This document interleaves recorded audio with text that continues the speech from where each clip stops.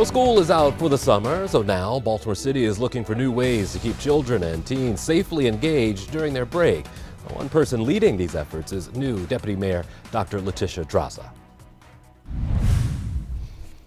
Joining us now is Dr. Letitia Draza. You may know her from the Health Department, but now over at City Hall as Deputy Mayor. Good to see you. Same. Thanks so much for having me. Yeah, and congratulations on the new job. And you have a lot in front of you right now under your new umbrella. How's the transition been for you? You know what? It has been surprisingly, I won't say easy, but surprisingly smooth. Sure. Let's go with smooth. Sure. You know, I've had a lot of support.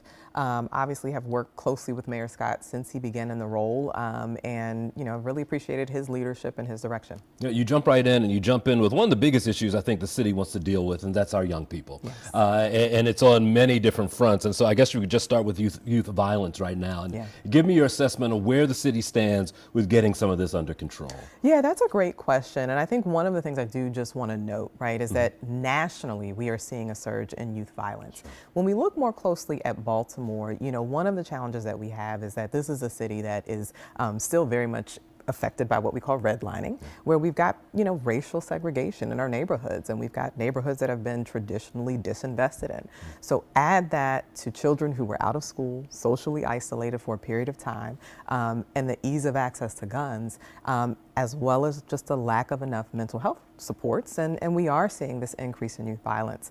I think the city, though, is taking a very hands-on, collaborative approach, right? And so really engaging multiple agencies in how we address this very quickly. And part of that is sharing data, making sure we're all on the same page, implementing programs and policies to really support our young people. One thing that you did collaboratively, and it seems like it's worked so far, is the Squeegee Collaborative. Yes. And you look at some of the corners I think a lot of people were concerned about, and they're empty right now. Yes. I'm curious how it worked and how things are going with that. Yes, well, I will absolutely give the credit to the former deputy mayor, now the city administrator, Faith Leach, her team, and the mayor's office of African American male engagement. And so again, going back to that hands-on approach, I think they were very intentional about engaging Youth Who Squeegee in developing the solution. And so it wasn't this notion that we're going to come in and we're going to solve everything and tell you guys what to do. It was, how do we bring the young people who are affected by this to the table to understand what they need. And one of the things that we heard, certainly there's the need for mentoring and general support, but it was oftentimes these are young people who were supporting their families. And so how do we connect you with job opportunities and training, and also get you paid sometimes that same day or at least weekly, so that you are taking home support resources every single day to support your family. And what I think you said something there that I think the mayor also used for the summertime. He brought in 300 kids and said, listen, what can we do for you to make this city work for you throughout the summer and year round? And that seems to be part of the key, is keeping kids engaged.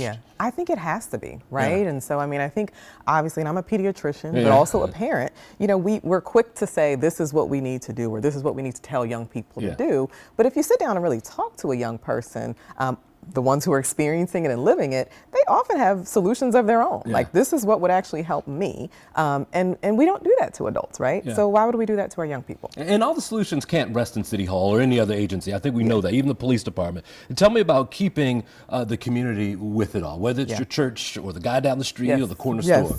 Yeah, well, I think you touched on a good point, right? And so again, something that I think Mayor Scott has coined, something that we've heard coming out of Monty and other agencies, is that it has to be, certainly there's the role for government, but it's a community approach, right? And so if you think about, at least when I think about back in the day, like anyone who saw you in the neighborhood doing something you weren't supposed to do could say something, right? Or could engage your parent. They'll tell your mama quick. Exactly. So kind of going back to that model of, you know, we're all, you know, engaging with our young people, and we're all there to support and offer guidance when we see that they're getting off track. Got about a minute left. We mentioned the pandemic in the green room, but let's talk about it for a second, because it's impressive where we went. And I'm curious, for you looking back, tell me about that marathon and getting through it, because it's kind of remarkable what science did. Yeah, no, I could not agree more. I mean, I think, you know, the good thing was that that we were very vocal and transparent early on. We were providing data early on, even when we didn't know. And so I think giving the public, even when we were uncertain, that information